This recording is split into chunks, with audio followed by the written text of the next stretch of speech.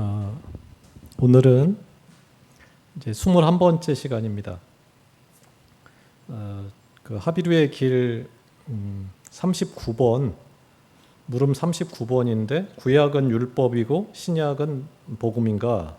이런 질문에 대해서 이제 생각을 해보는데 양은 많지 않은데 이거를 다음 주제랑 연결시키기가 조금 이질적이어서 오늘은 이제 이 부분만 좀 생각을 해보겠습니다. 내용 자체는 그동안 했던 거를 이제 반복하는 거에 불과한데, 이제 지난 시간에는 역사서, 율법서를 구별해서 읽어야 된다 하는 거고, 이제 오늘 주제 구약은 율법이고 신약은 복음이다. 이것도 지극히 상식적인 거고 한데 그렇게 생각을 안 하고 이제 읽으니까 참 쉽지 않다 하는 건데, 제가 부제를 그렇게 밑에 이제 보라색으로 구약도 복음이고 신약도 복음이다 이렇게 생각하고 읽어야지 성경이 된다 하는 건데, 너무나 당연한 말인데 우리가 이제 이렇게 구약 복음, 구약을 복음서라고 생각 안 하니까 이제 너무나 당연하지만 이제 좀 반복해서 생각을 해봐야 되고, 오늘 이제 그거를 좀 보려고 합니다. 밑에 말씀은 고린도전서 15장 죽은 자의 부활도 그와 같으니 썩을 것으로 심고 썩지 아니할 것으로 다시 살아나며, 욕된 것으로 심고 영광스러운 것으로 다시 살아나며, 약한 것으로 심고 강한 것으로 다시 살아나며.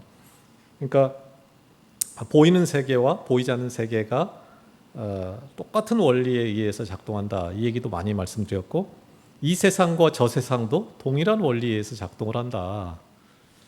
지극히 당연한 거고, 왜 그런가? 같은 하나님이 만드셔서 이렇게 이제 봐야 되는데, 이렇게 우리가 잘 생각하기가 쉽지 않아서 그 내용들을 좀 오늘 살펴보겠습니다. 이제 우리가 많은 경우에 이제 오해를 하는 거죠. 구약은 그 행위 중심의 율법이다, 율법에 대한 거다. 그다음에 신약은 복음, 그러니까 은혜와 사랑과 믿음 중심으로, 믿음으로 구원을 얻는 그 복음이다. 이렇게 서로 연결된 개념으로 생각을 안 하고 그거를 끊어서 분리해서 이렇게 이분법적으로, 다른 말로 하면 우리가 이제 계속 설명했던 이원론적인 생각, 이런 도식으로 생각을 하고 이제 그 조금 구약을 가볍게 생각을 하는 이제 그런 부분들. 또 이제 다른 방식으로 좀 보면은 구약의 하나님은 이제 지난번에 그 가나안 정복처럼 그 진멸하는, 가혹하게 이제 심판하시는 그런 하나님. 신약의 하나님은 이제 사랑이 가득한 그런 구원의 하나님, 그 십자가에 달리시는 하나님, 이렇게 이제 대립을 시키는 어떤 이해, 이런 생각을 좀 많이 한다는 거예요. 그런데 이 신구약 성경 전체를, 이런 생각들이 우리가 이미 머릿속에 갖고 있는 이 생각이 신구약 전체를 일관되게 간통하는 그 하나님의 마음, 하나님의 심정, 또 하나님의 구원의 역사, 그거를 철저히 왜곡해서 받아들이게 하고, 또 우리 삶이 그걸로 왜곡되는 그런 엄청난 결과를 가져온다 하는 겁니다. 엄청난 착각이라는 건데, 구약은 행위, 율법이라고 생각을 하고 신약은 은혜, 복음, 그래서 행위로 구원을 얻는 게 아니고 믿음으로 구원을 얻는다, 이런 식으로 생각을 한다는 거예요. 그거는 굉장한 오해, 착각이다.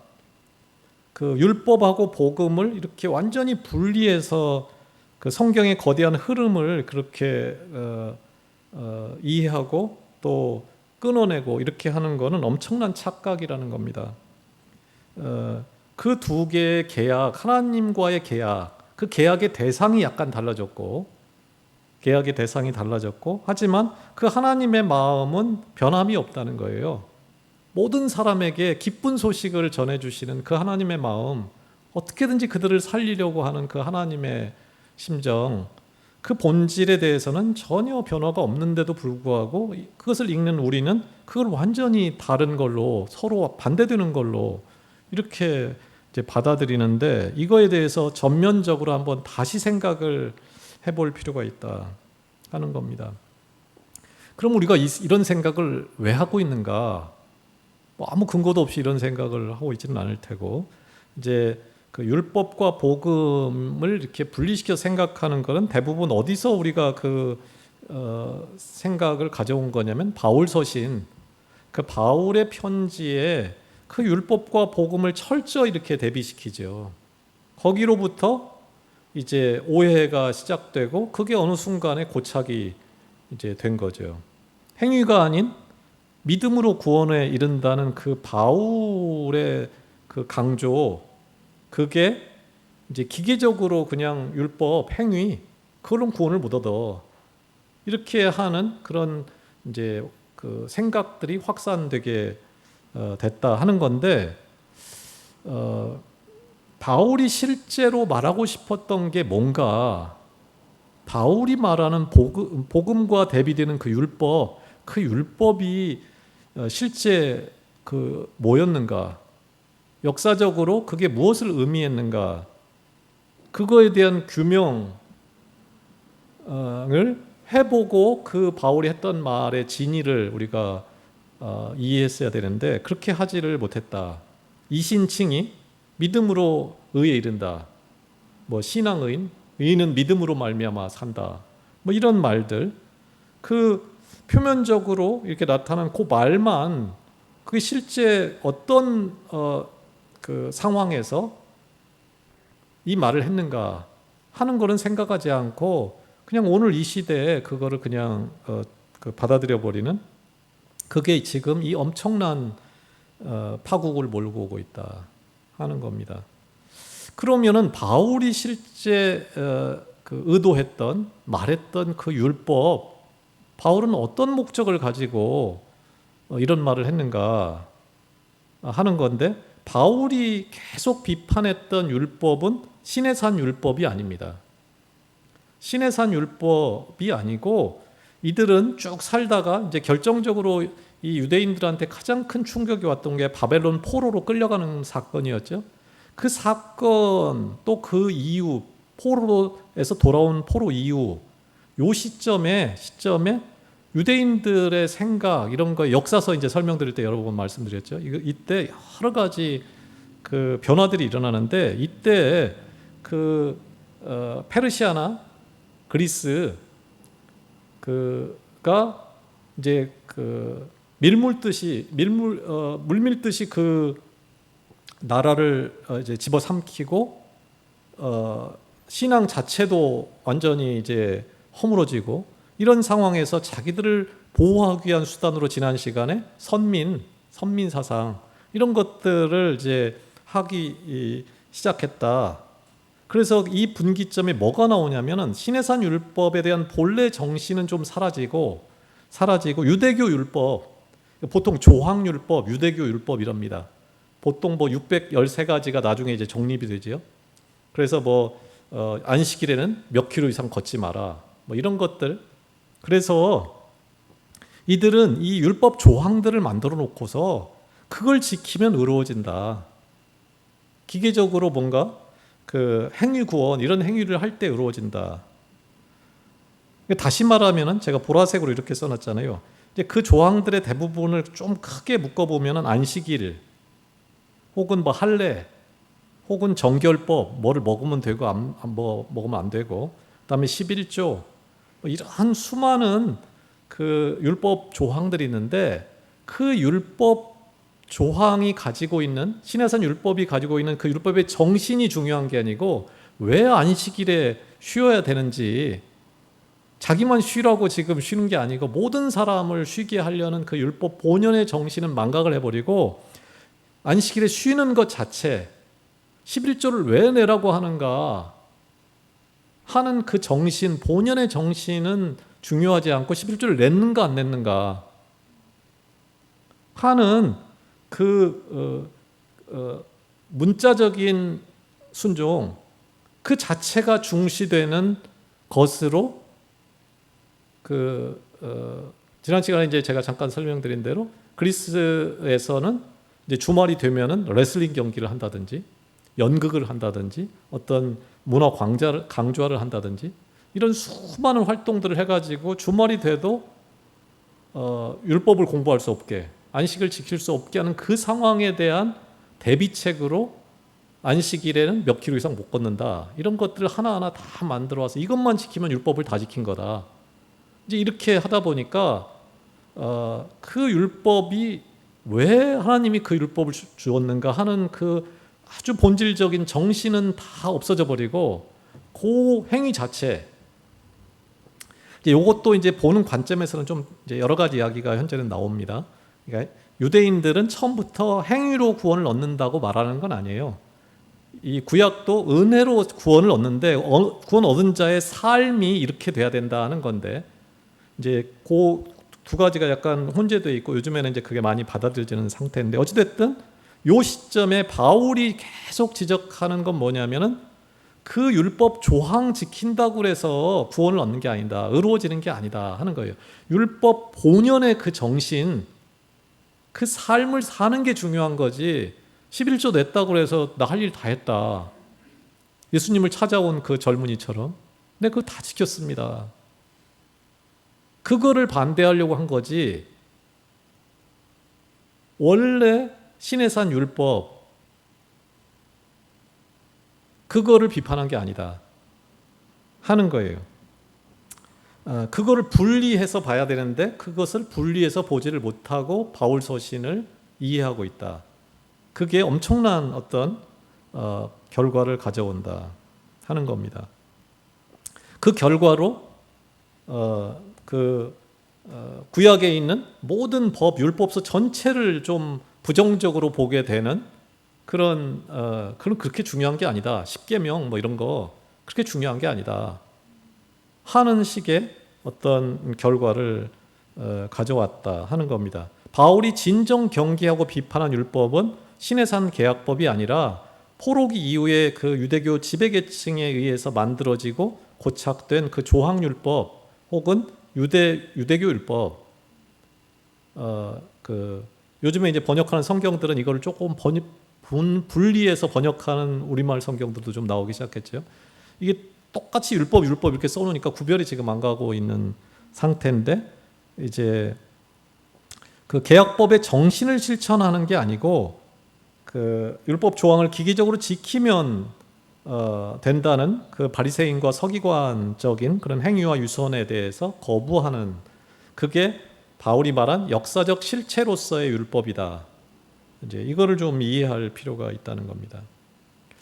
그런데 이런 율법과 복음 이런 식으로 둘로 이렇게 나누는, 이런 걸 이분법적으로 나눈다, 이원론적인 생각, 이런 것들이 얼마나 4,000년 교회사에서 그 시대를 끝장내는 그런 엄청난 결과들을 가져왔는가. 뭐 믿음과 행위를 구별한다든지, 의인과 죄인, 또 뭐 구약과 신약, 또 성과 속, 거룩함하고 속된 것이 따로 있다, 혹은 뭐 나의 일하고 하나님의 일은 다르다,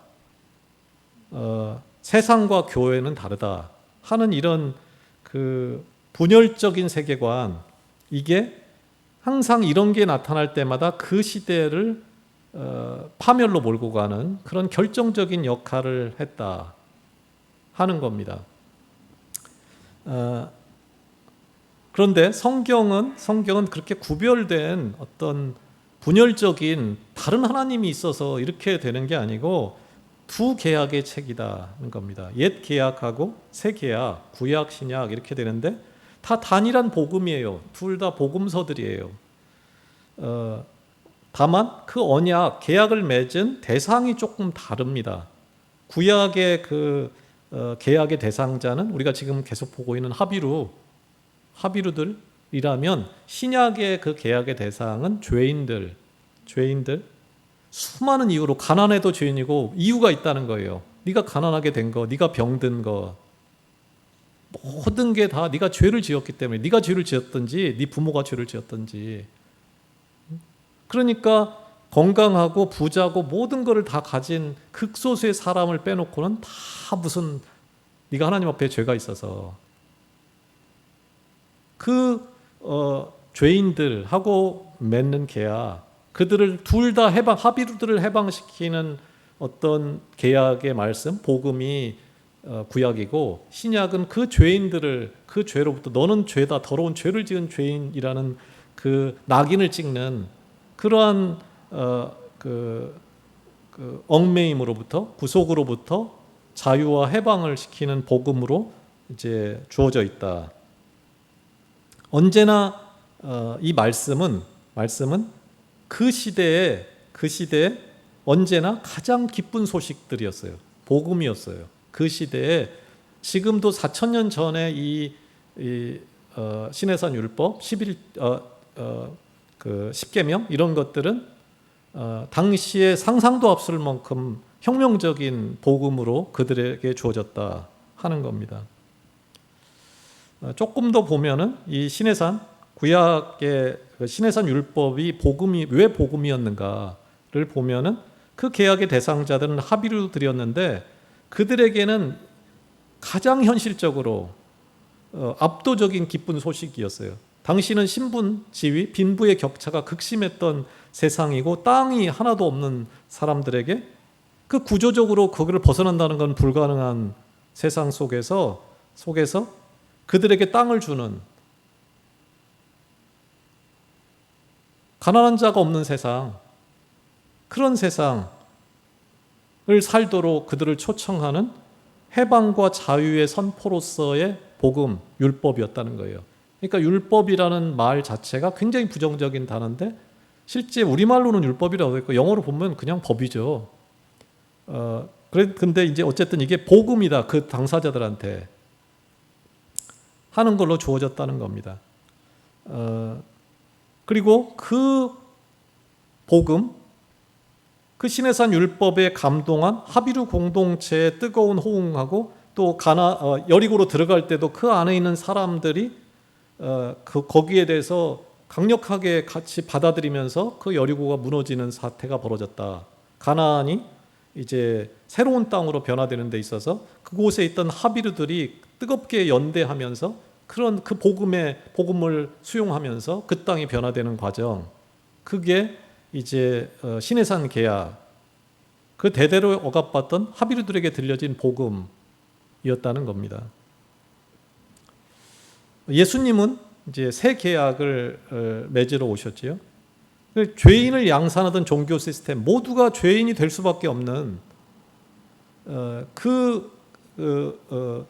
구조 속에서 억눌려서 숨을 쉴 수 없던 죄인들에게 들려진 해방의 복음, 그게 새 계약, 신약의 말씀입니다.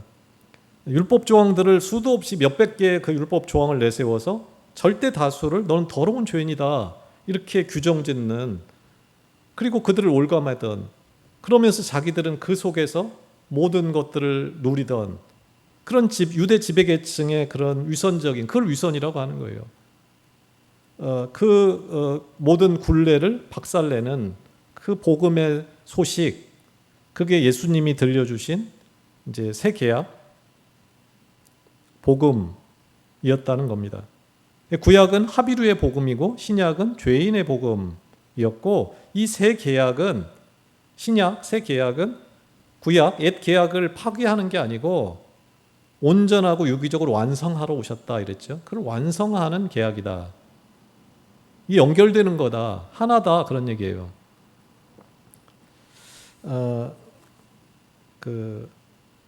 구약과 신약의 말씀은 세상을 구원하기 위해 설계된 단 하나의 동일한 복음. 하나님, 왜냐하면 그거를 그 애타게 이루고 하고 싶었던 분이 한 분이어서, 그 한 분, 한 부모의 심정을 가진 그 한 분이어서 동일한 복음이라는 거예요. 구약하고 신약은 근본적으로 두 언약 다 소외되고 억압받는 자들을 향한 해방과 사랑의 통일성을 가지고 있어요. 세상의 구원이라는 동일한 목적을 향해서 가고 있다. 연속적인 거고 완성을 향해 가는 그러한 성격을 가지고 있다 하는 겁니다. 이제 이제 구원에 대한 이해 이런 것들이 굉장히 중요하다 여러 번 말씀드렸고, 제가 이제 요거는 뭐 여러 번 말씀드렸네요. 구원이 뭐냐? 마태복음에서는 그걸 천국이라고 한다. 또 마가복음 하나님의 나라라고 한다. 요한복음에 가면 이걸 영생이라고 한다. 또 다른 말로 하면 이거를 회개라고 말한다. 회개. 성경이 말하는 구원이 뭐냐? 다 구원에 대한 이야기인데, 구약이든 신약이든 성경이 말하는 구원이 뭐냐? 구원은 이 땅의 고통, 이 땅의 삶을 무시하고 무책임하게 이 땅의 고통을 방관하고 저 세상으로 탈출하는 그런 죽어서 가는 천국, 그런 소극적인 이동일 수가 없다는 거예요. 성경은 그런 걸 전혀 말하지 않는다는 거예요. 그럼 뭘 말하는데, 뭐를 구원받았다고 말하는 건데 성경은 하면은, 성경이 말하는 구원은 구약이든 신약이든 다 똑같은 말을 하는데, 그 시대, 당면한 시대, 우리가 살고 있는 그 시대, 내가 살고 있는 그 시대 가장 척박한 현실, 가장 어려운 문제, 그 현실, 우리가 살고 있는 일상의 한복판에서 말씀의 공의를 실제로 살아내고 하나님 나라를 만들어가는, 하나님 나라를 오게 하는, 하나님의 나라를 만들어가게 하는 그 능력, 그 실제적인 능력을 구원이라고 한다는 거예요.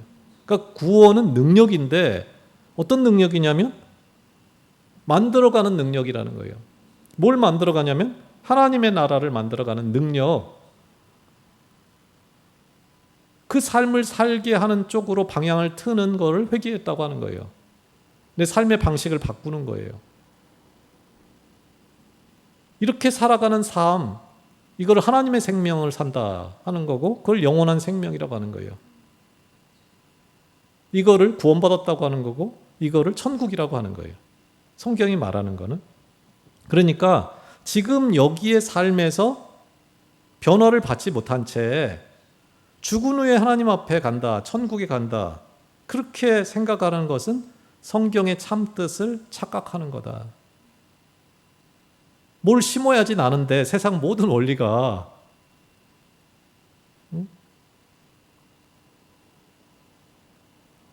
능력이라는 거예요. 이거를 성경이 말하는 구원은 지금 여기의 구원이라는 거예요. 지금 여기의 구원. 계속 나온 것처럼 보이는 세계와 보이지 않는 세계, 죽기 전의 세계와 죽은 후의 세계, 모든 게 다 동일한 원리에서 작동을 하는데 이 세상과 무관한 저 세상을 말하지 않는다는 거예요. 성경은 지금 여기서 하나님의 나라의 삶을 사는 자에게 하나님의 나라가 약속되는 구원이라는 거예요. 성경이 말하는 구원은 하나님의 나라를 약속을 하는데, 이 구원이라는 게 누구한테 약속을 하는 구원이냐면 지금 여기서 하나님 나라의 삶을 사는 자에게 약속되는 구원이라는 거예요. 그 나라를 믿는 자에게 약속되는 구원이 아니고, 여기서 믿는다는 건 성경적으로 말하면 이제 충성이라고 그랬잖아요. 요 일에 자기 전부를 거는 충성하는 자에게 약속되니까 사실은 믿는 자에게 약속되는 구원이 사실 맞아요. 근데 우리가 생각하는 믿음하고 다른 거예요. 지금 성경이 말하는 믿는다는 말이. 우리는 그냥 내가 믿어요 이렇게 말하는 걸 믿는다고 하는데 성경은 그런 믿음이 없어요. 그러니까 이제 좀 말이 어렵죠. 지금 믿으면 구원을 얻는다, 그 말이 맞아요. 그런데 지금 아까 계속 구약과 신약을 다르게 보는 것처럼 내가 생각하는 믿음하고 성경이 말하는 믿음이 지금 다른 거예요. 다른 거예요. 하나님 나라의 삶을 사는 자에게 하나님의 나라가 약속이 되는 구원, 지금 여기서 하나님 나라의 삶을 살고자 하는 자에게 주어지는 하나님 나라의 능력, 하나님의 생명을 구원이라고 한다는 거예요. 구원은 그러니까 생명, 어떤 생명이냐면 하나님 나라의 삶을 사는 생명을, 영생, 하나님의 생명, 하나님의 능력이 주어지는데 믿는 자에게 내가 뭐든지 할 수 있는 능력이 주어지는 게 아니고, 그게 아니고 하나님 나라의 삶을 살고자 할 때 그 삶을 살 수 있는 능력을 준다. 좀 어려운 말이죠. 능력이 주어지는데 그 사람한테, 믿는 자에게는 능치 못한 일이 없다. 뭐든지 할 수 있게 하나님이 능력을 주신다. 그렇게 생각을 하는데 그렇지 않다는 거예요. 믿는 자에게는 그 앞에 뭐가 있는 거예요. 뭘 믿는 자? 하나님 나라의 삶을 살고자 하는 자에게 주어지는 능력이에요. 그래서 이제 지난주에도 비슷한 이야기가 몇 번 나왔었죠. 구원의 확신을 갖기 원한다. 너 구원의 확신이 있냐? 이런 말을 너무나 많이 우리가 듣게 되고, 또 우리가 생각을 하고, 너 구원의 확신 있냐? 너 언제 구원 받았냐? 몇 월 며칠에? 이런 거 묻는 게 많잖아요. 그 구원의 확신이 있는가? 그렇게 물으면은 이게 참 뭐라고 해야 될지. 또 어떤 사람은 너무 당당하게 나 몇 월 며칠에 받았다. 태어난 날을 기억하는 것처럼 왜 그걸 못하냐. 이제 이렇게 하는데, 진짜 구원의 확신이 뭐냐. 성경이 말하는 구원의 확신. 네가 구원 받았다. 구원의 확신이 있다면, 그러니까 앞에 있는 구원을 알아야 되는 거예요. 구원의 확신. 구원이 뭐냐? 능력이고 생명이고, 하나님 나라의 삶을 사는 자에게 하나님의 나라가 약속되는 구원이라는 거예요. 그 구원을 확신한다는 거는 지금 여기에 이 땅에서 벌어지는 삶의 모순을 쳐부수기 위해서 내가 삶을 살고, 그 하나님의 마음에 부합하는 나라를 만들기 위한 삶을 사는 방식으로 살고 있어야 된다. 구원의 확신이 있다는 게 그 말이라는 거예요. 그러니까 구원의 확신은 내 내적인 확신이 아니고, 내가 확실히 믿는다. 나는 그게 100% 믿어져 하는 마음이 아니고 삶이다. 그렇잖아요. 내가 구원, 그 하나님의 나라가 약속되는 그 삶을 사는 자에게 약속되는 구원이니까 그 삶을 살고 있느냐. 내가 그걸 확신한다면 오늘 그 삶을 당연히 살아야 되는 거잖아요. 내가 죽으면 천국에 가하는 그런 어떤 그 이상한 초월적인 단절된 이원론적이고 이분법적인, 전혀 콩을 심는데 콩이 안 나고 파치라는 걸 믿는, 그냥 나는 확신이 있어. 그 확신이야말로 마귀적인 거예요. 어찌 보면 구원의 확신이 있는 자보다 없는 자가 더 구원에 가까울 수 있어요. 아무리 애를 써도 그 나라를 살기에는 너무나 부족한, 그 나라하고는 너무나 거리가 먼 자기 모습을 보는 사람, 어떻게 나 같은 자에게 이런 그 은혜를 주실까? 그 나라의 삶을 살고자 애가 타는 그 방식으로 살고 있어야 되는 거예요. 그게 구원의 확신이 있는 거예요.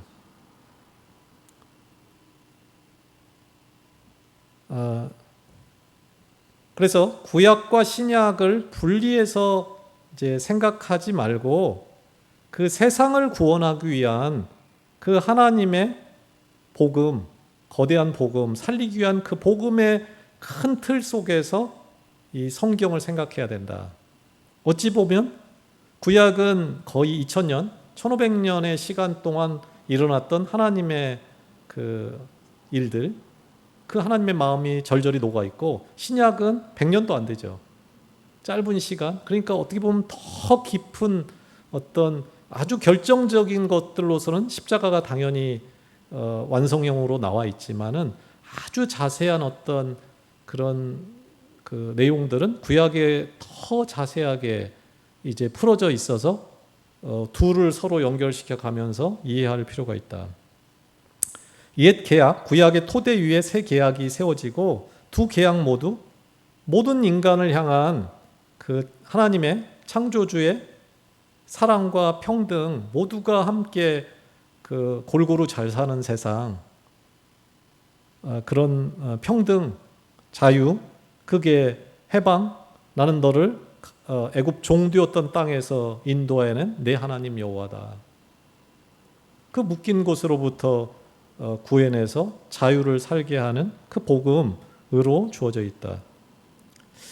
교회 공동체가 이렇게 성경 전체를 서로 연결된 것으로 하나로 이렇게 있고 그 안에 담긴 사랑의 약속을 이건 지나간 거야 안 해도 돼 이렇게 생각할 게 아니고 그거를 온전하게 이해하고 또 전하고 살아내는 그게 성경을 읽는 가장 좋은 방식이고 그 속에서 하나님의 심정을 우리가 느끼고 하나님의 사람으로 하나님의 그 유업을 이을 자로 이렇게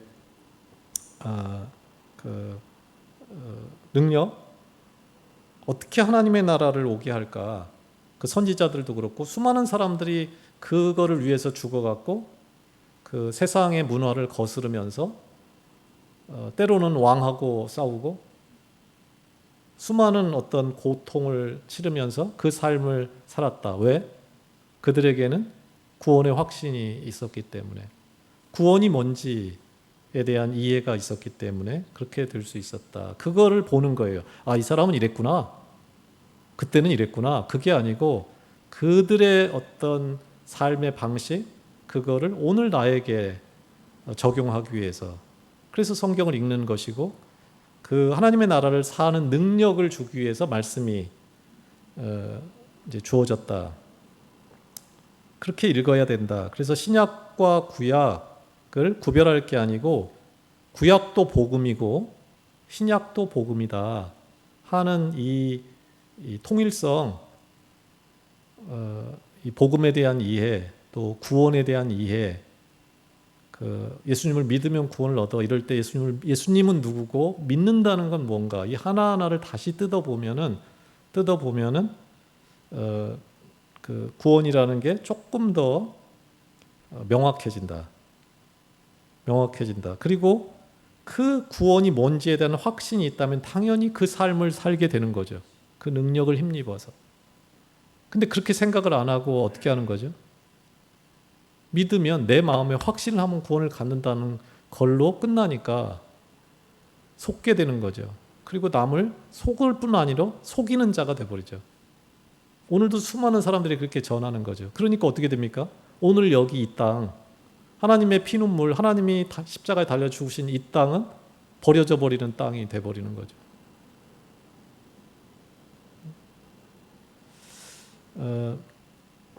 그 부분을 좀 한번 생각을 했으면 좋겠고 토론 및 적용 질문 내용이 많지는 않은데 구약도 복음이고 신약도 복음이라고 생각을 하고 읽을 때랑 구약은 율법이고 처음부터 머릿속에 신약은 복음이다 이렇게 생각하고 읽을 때 어떤 차이가 생길까요? 두 번째는 좀 천천히 보세요. 세상 일 따로 있고 하나님의 일 따로 있다. 행위와 믿음이 다르다. 율법과 복음이 다르다. 지금은 율법의 시대가 아니다. 이런 생각을 분리해서 생각하는 이런 이분법적 혹은 이원론적인 사고가 항상 그 시대 이게 분리가 되면 될수록 결국 그 시대가 끝장난다는 거예요. 역사적으로 볼 때 항상. 그래서 그게 파국을 몰고 오는 이유가 뭘까요? 여러 가지 설명이 가능할 때 왜 교회는 오늘날의 교회라고 해볼게요. 오늘날 현대교회는 왜 교회 일이 더 거룩하다고 말할까요? 가정의 일이나 이런 것보다 교회 일이 더 중요하다고 말을 할까요? 그러면은 유대교가 조항율법을 바울이 그렇게 경고했던 그 조항율법을 강조하는 이 유대교랑 오늘 이렇게 교회 일이 더 중요해. 내 일하고 하나님의 일은 달라. 믿음으로 구원을 얻어. 이렇게 하는 오늘 이 기독교는 어떻게 다를까요? 유대교와 기독교는 지금 다른 걸까요? 우린 다르다고 믿는 거잖아요. 유대교는 예수님을 안 믿어.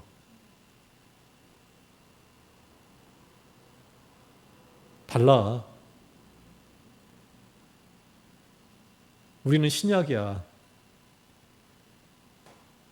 이렇게 하는 기독교랑 유대교 율법을 강조하는 그 둘은 어떻게 다를까요?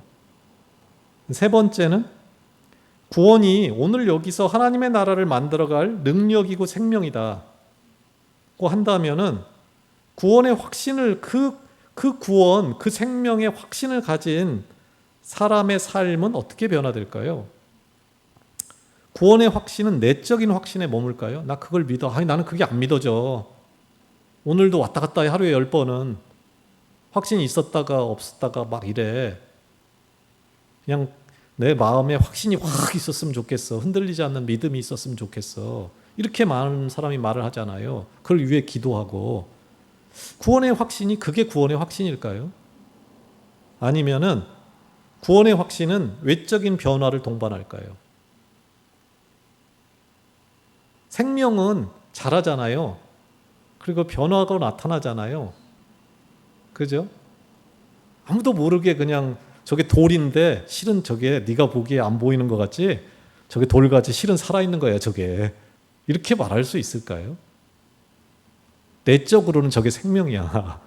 응? 겉으로는 저게 돌처럼 보이는데 저게 실은 살아있어. 이런 게 존재하나요? 그런 건 없지 않나요? 생물과 무생물은 구별이 되잖아요. 만약에 그런 어떤 외적인 변화를 동반한다면 구원이라는 게 어떤 변화가 나타날까요? 구원의 확신을